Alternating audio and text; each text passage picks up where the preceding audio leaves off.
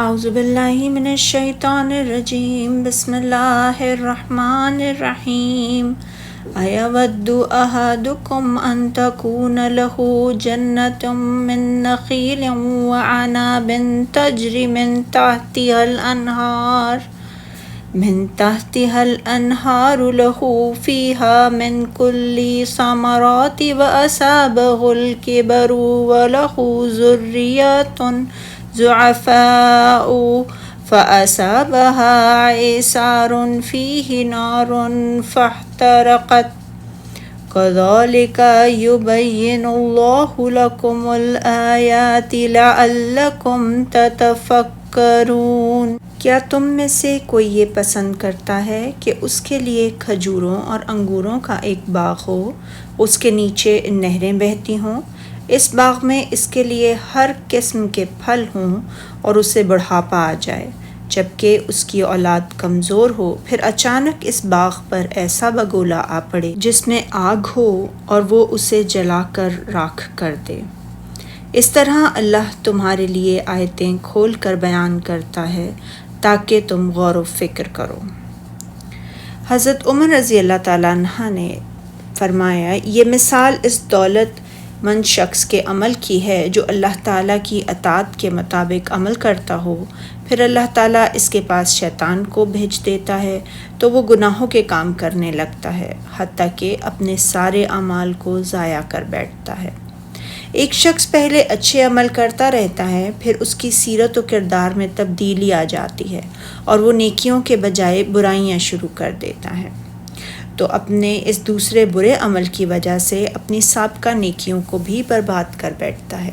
مگر جب نازک اور کٹھن حالات میں سے اسے نیکیوں کی ضرورت پیش آتی ہے تو اس کے پاس کوئی نیکی باقی نہیں ہوتی، حالانکہ اس وقت اسے نیکیوں کی بہت شدید ضرورت تھی۔ اسی لیے اللہ تعالیٰ نے فرمایا، اور اسے بڑھاپا آ پکڑے جبکہ اس کے ننھے ننھے بچے بھی ہوں، تو ناگہان اس باغ پر ایسا بگولا آ پڑے۔ اعصار شدید ترین ہوا کو کہتے ہیں، جس میں آگ ہو تو وہ اسے جلا کر راکھ کر دے،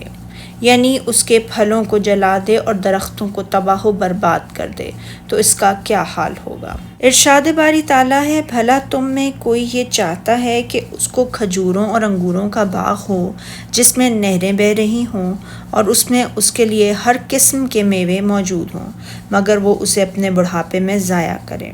اور اسے بڑھاپا آ پکڑے، وہ اس کی اس آخر عمر میں اس کی اولاد اور اس کے بچے کمزور ہوں تو ناگہان اس باغ میں آگ کا بھرا ہوا گولا چلے اور وہ اس باغ کو جلا کر راکھ کر ڈھیر کر دے۔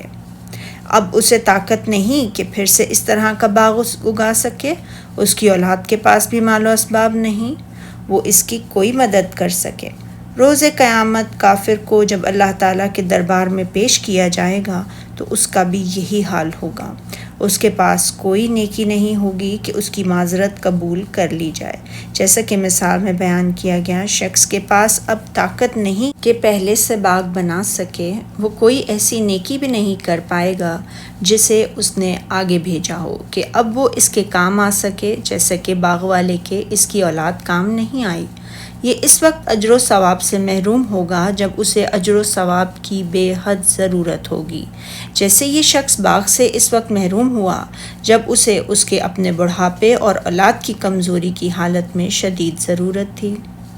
رسول اللہ صلی اللہ علیہ وسلم یہ دعا فرمایا کرتے تھے، اللہم اجعل واسع رزقک علی عند کبر سنی وانقضاء عمری۔ اے اللہ، اپنا کشادہ اور وسیع رزق مجھے میرے بڑھاپے اور عمر کے آخری ایام میں عطا فرما۔ اسی لیے اللہ تعالیٰ نے فرمایا، اسی طرح اللہ تم سے اپنی آیتیں کھول کھول کر بیان فرماتا ہے تاکہ تم سوچو اور سمجھو، یعنی ان سے عبرت حاصل کرو، امثال اور ان کے معنی سمجھ کر انہیں حقیقی مراد پر محمول کرو، جیسے کہ اللہ تعالیٰ نے فرمایا سورہ عنکبوت میں، اور یہ مثالیں ہم لوگوں کے سمجھانے کے لیے بیان کرتے ہیں اور انہیں تو اہل دانش ہی سمجھتے ہیں۔ سبحانک اللہم و بحمدک اشہد ان لا الہ الا انت استغفرک و اتوب الیک۔